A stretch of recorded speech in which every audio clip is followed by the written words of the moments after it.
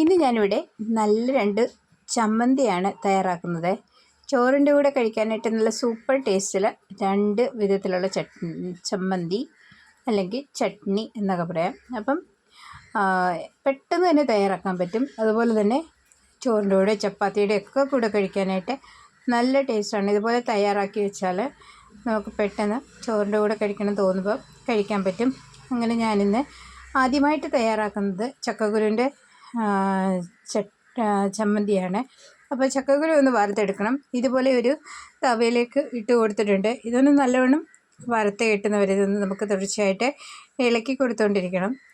ഇങ്ങനെ വറുക്കുമ്പോൾ പെട്ടെന്ന് തന്നെ വേഗം, നമുക്ക് തോന്നും ഇത് വേഗത്തില്ല എന്ന്, പക്ഷേ ഇത് പെട്ടെന്ന് തന്നെ വെന്ത് കിട്ടും.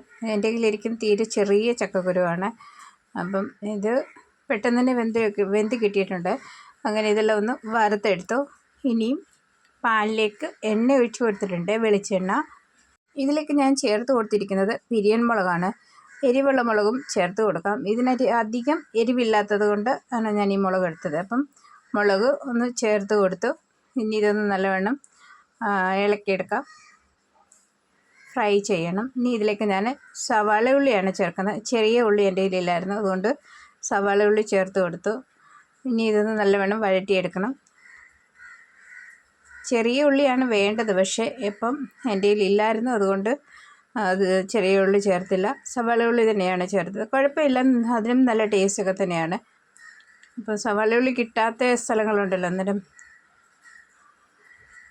അപ്പോൾ ഇങ്ങനെയൊക്കെയാണ് തയ്യാറാക്കുന്നത്. അത് ഞാനിവിടെ ചക്കക്കുരുവിൻ്റെ തൊലിയെല്ലാം ഒന്ന് കളഞ്ഞെടുത്തു. നല്ലവണ്ണം വെന്തിട്ടുണ്ട്. പെട്ടെന്ന് തന്നെ നമുക്ക് പൊടിഞ്ഞ് കിട്ടും.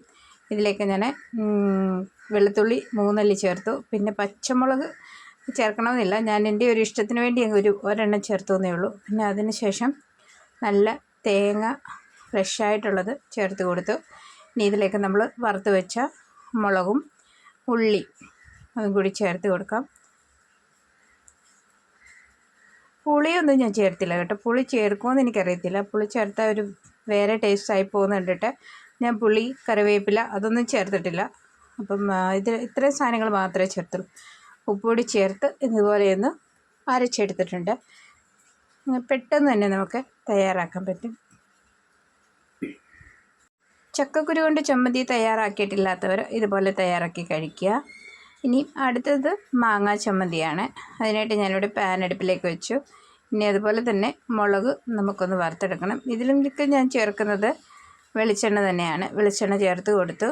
ഇനി ഇതൊന്ന് അതേ സെയിം മുളക് തന്നെ, പിരിയൻ മുളക് ഇവിടെ ഒന്ന് മുറിച്ച് ചേർത്തു എന്നുള്ളതേ ഉള്ളൂ. ആദ്യം മുറിക്കാൻ മറന്നു പോയതാണ് സത്യത്തിൽ. അപ്പോൾ ഇതൊന്ന് മുറിച്ച് കൊടുത്തിട്ടുണ്ട്. ഇനി ഇതിലേക്ക് ഉള്ളി ചേർത്ത് കൊടുത്തു.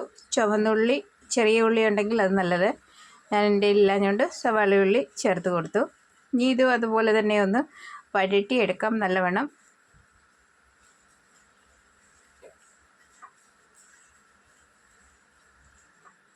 ഇത് നല്ലവണ്ണം ഒന്ന് വഴറ്റിയെടുത്തതിന് ശേഷം എല്ലാവർക്കും അറിയാവുന്ന ചമ്മന്തിയൊക്കെ തയ്യാറാക്കാൻ. അപ്പം നിങ്ങൾ ആദ്യമായിട്ടാണ് എൻ്റെ ചാനൽ കാണുന്നതെങ്കിൽ സപ്പോർട്ട് ചെയ്യണേ. അതുപോലെ ഇന്ന് എന്തെങ്കിലും തെറ്റുണ്ടെങ്കിൽ അതുകൂടി പറയുക.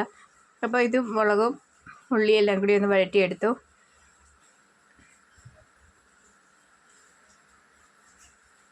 ഇതിലേക്ക് ഇനി നമുക്ക് തേങ്ങ, മാങ്ങ ഇവിടെ ഞാൻ ചെറുതായിട്ടൊന്ന് അരിഞ്ഞ് വെച്ചു. പിന്നെ ഒരു പച്ചമുളകിൻ്റെ ടേസ്റ്റ് വരുമ്പോൾ എനിക്ക് ഇഷ്ടമാണ്. അതുകൊണ്ടാണ് ഞാൻ 2 ചമ്മന്തിയിലും ഓരോ പച്ചമുളക് ചേർത്തത്. പച്ചമുളക് അച്ചില് ചേർക്കാറില്ല, എനിക്കിഷ്ടമായതുകൊണ്ട് ഞാൻ ചേർത്തു. അതിനോടൊപ്പം തേങ്ങ കൂടി ആഡ് ചെയ്ത് കൊടുത്തു. ഇനി നമുക്ക് ഉപ്പ് ചേർത്ത് കൊടുത്ത് ഒന്ന് അരച്ചെടുത്താൽ മാത്രം മതി. വെള്ളമൊന്നും ഒഴിക്കാതെ തന്നെ അരയ്ക്കണം.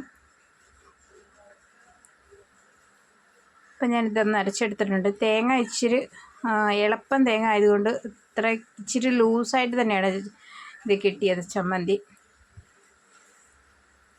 അപ്പം നിങ്ങൾ ചക്കക്കുരു ചമ്മന്തി ഒരിക്കൽ കഴിച്ചിട്ടില്ലാത്തവർ തീർച്ചയായിട്ടും ഉണ്ടാക്കി കഴിക്കാം. മാങ്ങാ ചമ്മന്തി എല്ലാവരും കഴിച്ചിട്ടുണ്ടായിരിക്കാം, പക്ഷേ ചക്കക്കുരുവിൻ്റെ ചമ്മന്തി കഴിക്കാത്തവർ തീർച്ചയായിട്ടും ഉണ്ടാക്കി കഴിച്ചതിന് ശേഷം അഭിപ്രായം പറയാം. അപ്പോൾ ഇതുപോലെ ചെറിയ വീഡിയോയുമായി അടുത്ത വീഡിയോയിൽ കാണാം.